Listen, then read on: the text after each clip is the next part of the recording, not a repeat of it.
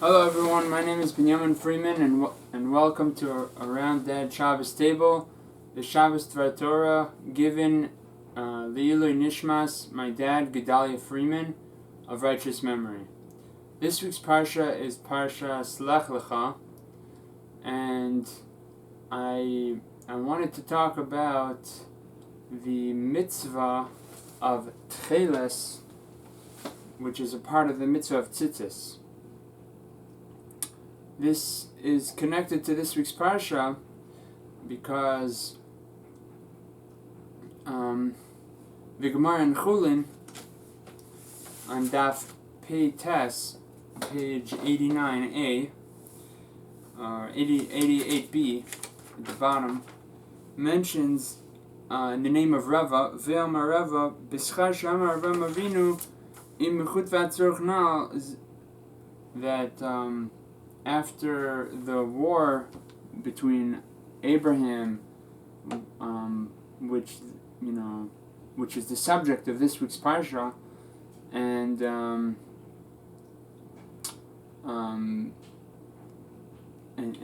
the captors of Lot, so Abraham came to the aid of the king of Sodom, and he helped him be victorious in this war, and the king of Sodom wanted to reward him, and he said, Imichut v'atzorch na. When the king of Sodom approached Abraham to reward him, Abraham said, I won't accept any reward, even from a string or a shoe strap. So Rava says in the reward as reward that he said this to the king of Sodom, Abraham received Zachu banav l'shtei mitzvos. Abraham's descendants merited 2 mitzvos: lechutz shel tchailes or tzur shel tefillin, the strand of tchailes and the ritzua of tefillin. Which basically would mean the mitzvah of tzitzit and the mitzvah of tefillin, because although we had a discussion whether the tchailes is a mitzvah in and of itself or not, and last week we mentioned that according to the Ramban, they are considered 2 separate mitzvos. Nevertheless, that is only when it comes to counting them as mitzvos. Perhaps according to the Ramban, they're counted as 2 separate mitzvos. But in essence, I think there are only one mitzvah, and everybody would agree that you only make one bracha, etc., etc. Anyways, so therefore, because of this Gemara, I wanted to discuss specifically the string of Tchailes. So, my smicha Rabbi Chaim Twersky, he did a lot of research on this, or he looked into this very much, and of course basing himself on everyone, all the the research and the desire to bring back the Mitzva of Tchailes, all the work of the previous generation, including the chief rabbi of Israel, Rabbi Herzog, who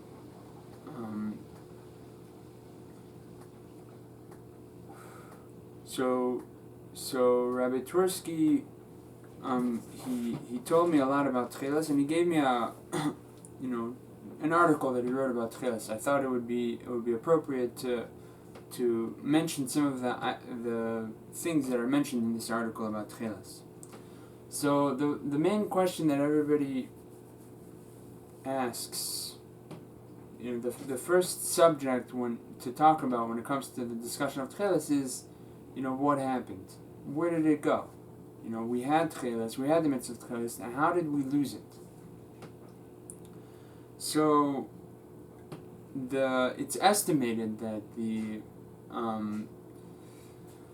that it's known that we had Tchailes in the times of the Amoraim, in the end of the Gemara period.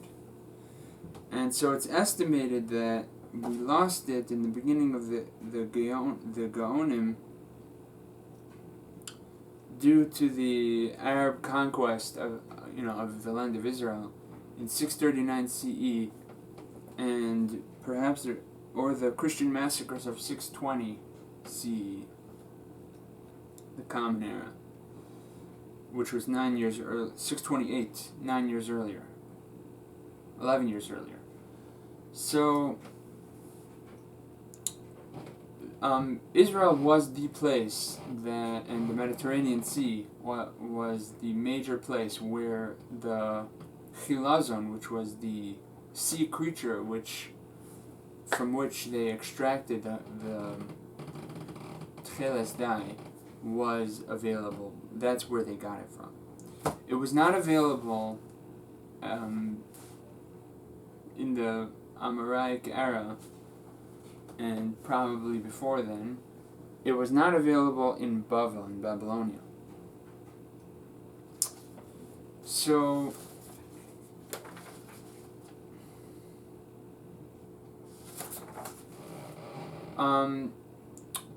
really the person that really started the search, and raising the awareness that it was possible, conceivably it was possible to bring back the Tchailes. The first person was Rav Lehner, Hagaon Harav Gershon Hanach Lehner, the Radziner Rebbe.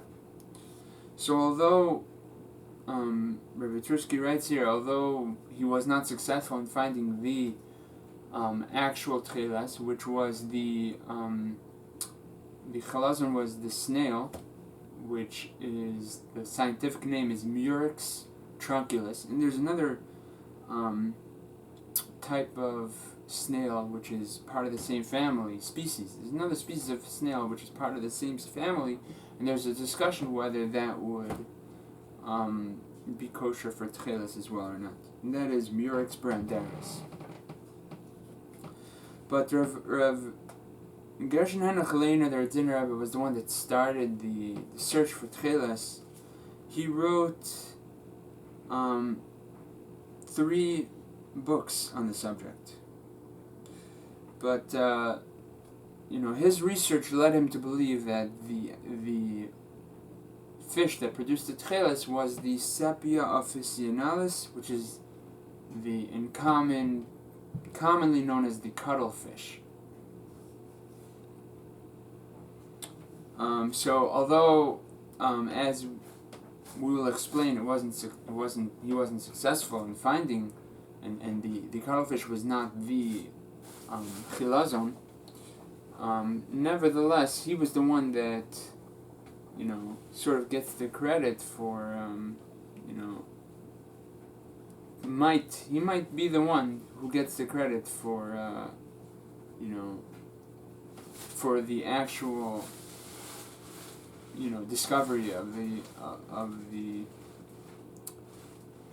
Murex trunculus, the chilazon, and the Tchailes in subsequent years. So the Radziner Rebbe, was very happy. He discovered that the cuttlefish was the chalazon, so he thought, and naturally he was met with a lot of skepticism from all the Gedolim of Israel. And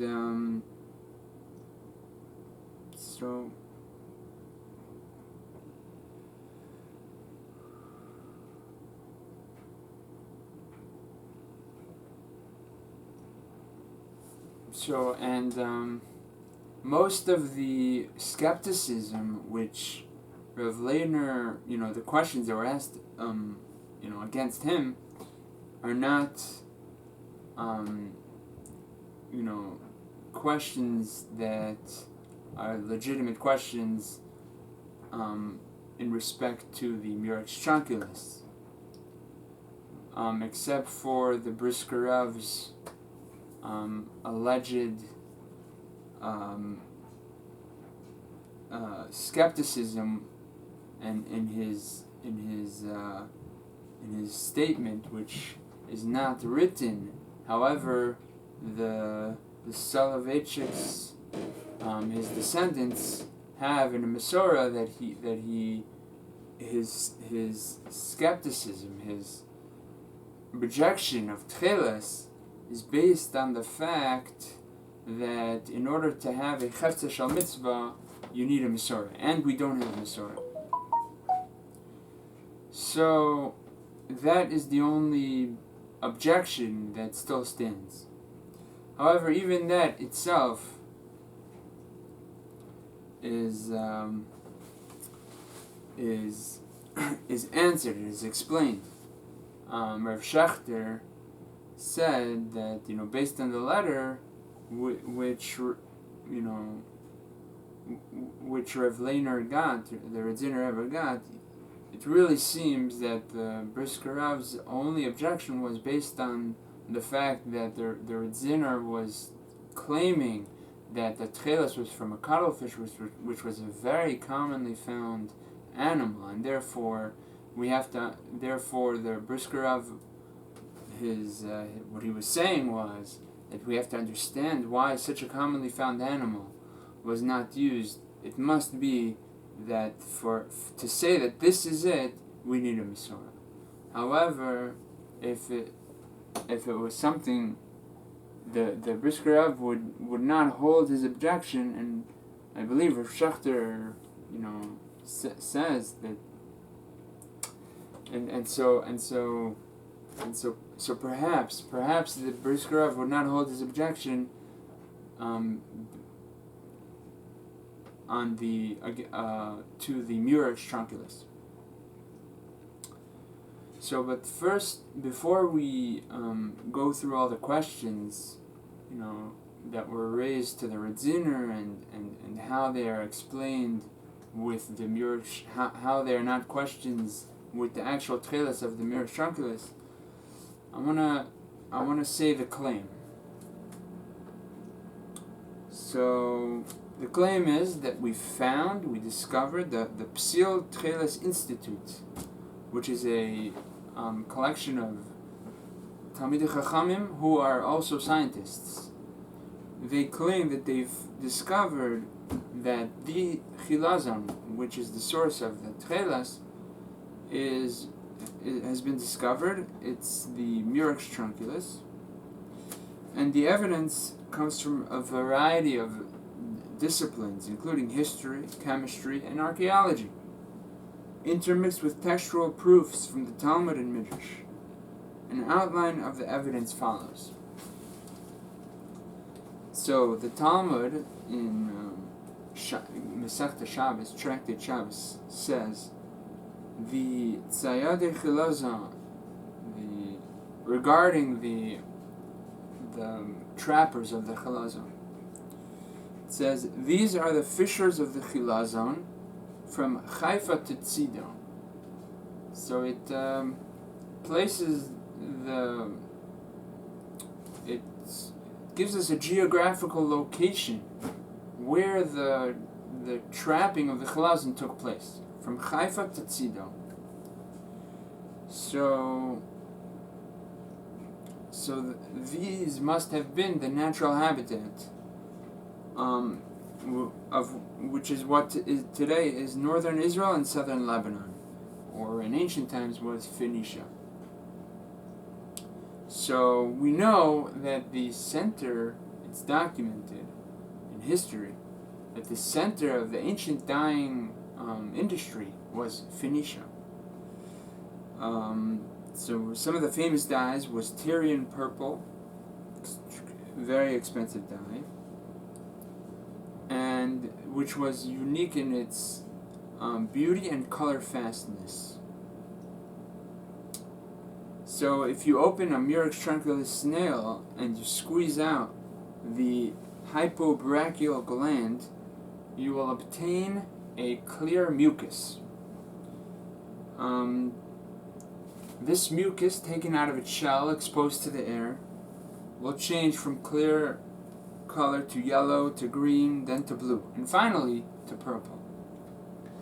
So, in the late 19th and early 20th centuries, there were archaeological findings of enormous numbers of broken murex shells discovered near the cities of Sidon and Tyre, or Tsur. So, so this seems to indicate that this seems to corroborate with what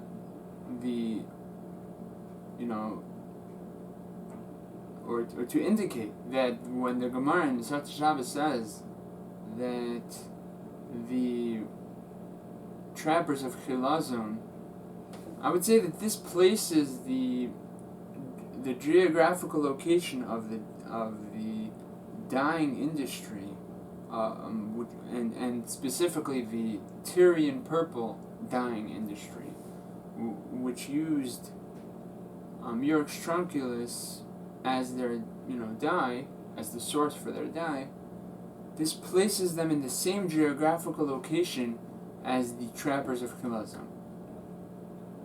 One would think, naturally, that they must be one and the same. Although this is not conclusive proof. These were buried in large pits, right? They found geographical pits of just these broken murex trunculus shells.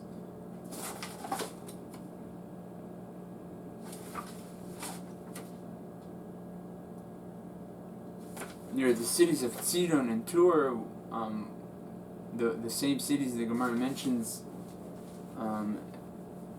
where the trappers of Chilazon were located. These were so all these shells were buried in large pits, each broken opposite the hypobrachial gland, which means it's a manner consistent with the method needed to extract the dye material found naturally in these snails, and not consistent with the manner of breaking them open in order to eat them,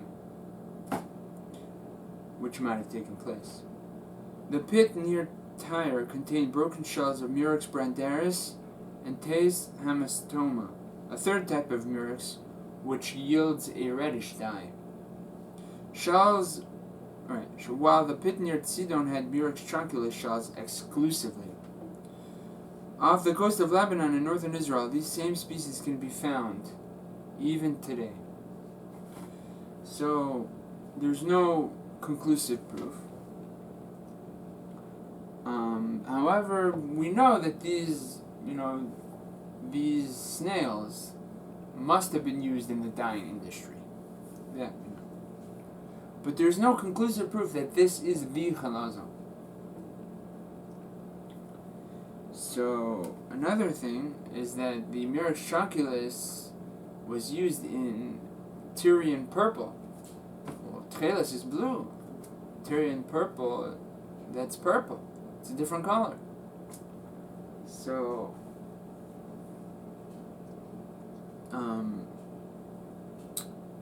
so the last piece of the puzzle came to light about 15 years ago. This is in 2011, Rabbi Twersky's writing this, so that was 7 years ago, so this is 22 years ago now. When it was discovered that if the dye obtained from Murex trunculus is exposed to direct sunlight during the dyeing process, the resultant dye changes from purple to blue. Which means that it goes from blue to purple and then to blue again. So, chemically, after exposure to oxygen, then Rabbi Twersky explains how this works, chemically. After exposure to oxygen, the dye of the Murex trunculus is dibromo-indigo, and it works chemically. It makes sense.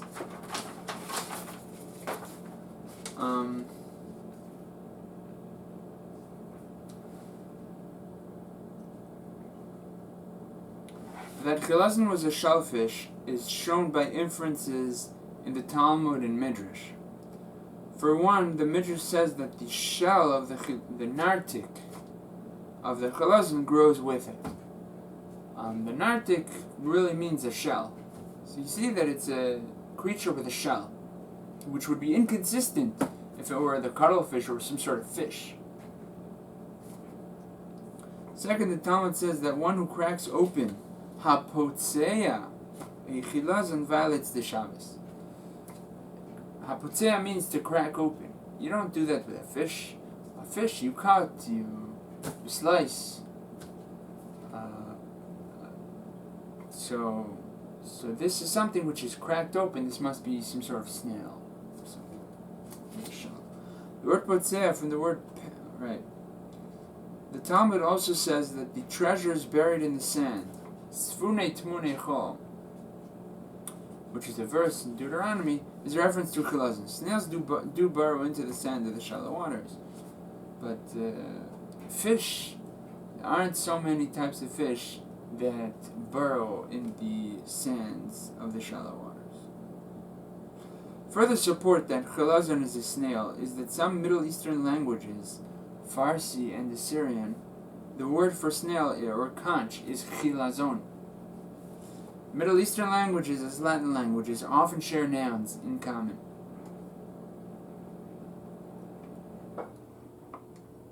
And the Assyrian language is a very ancient language. And so it is, I imagine that one of the reasons why it's so preserved over so many centuries is because the Assyrian people, they put forth a lot of effort to try to preserve their language. It's holy to them.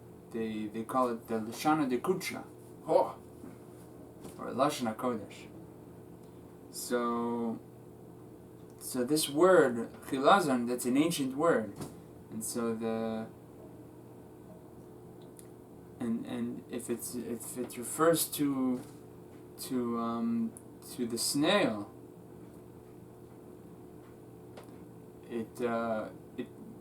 that can serve as evidence that the chilazon is a snail.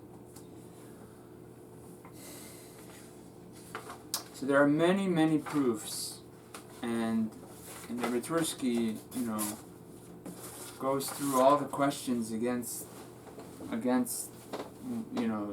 Mirach Shrankeles being the Tchailes, and he explains them one by one.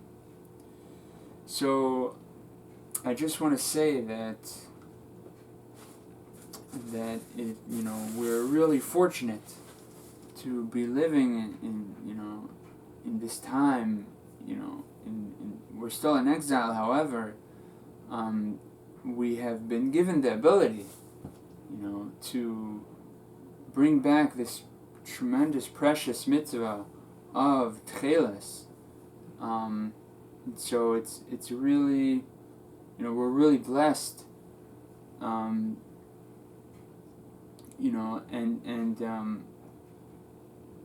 we have to realize that it's something good.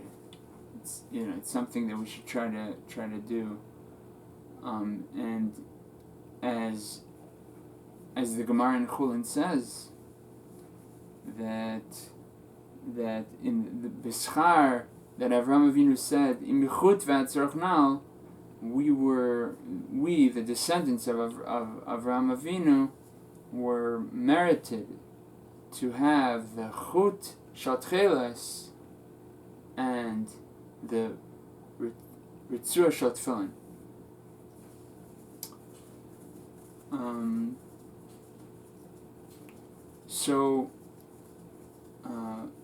My name is Benjamin Freeman, and thank you so much for watching Around Dad Shabbos Table, Parshas Lech. Bye.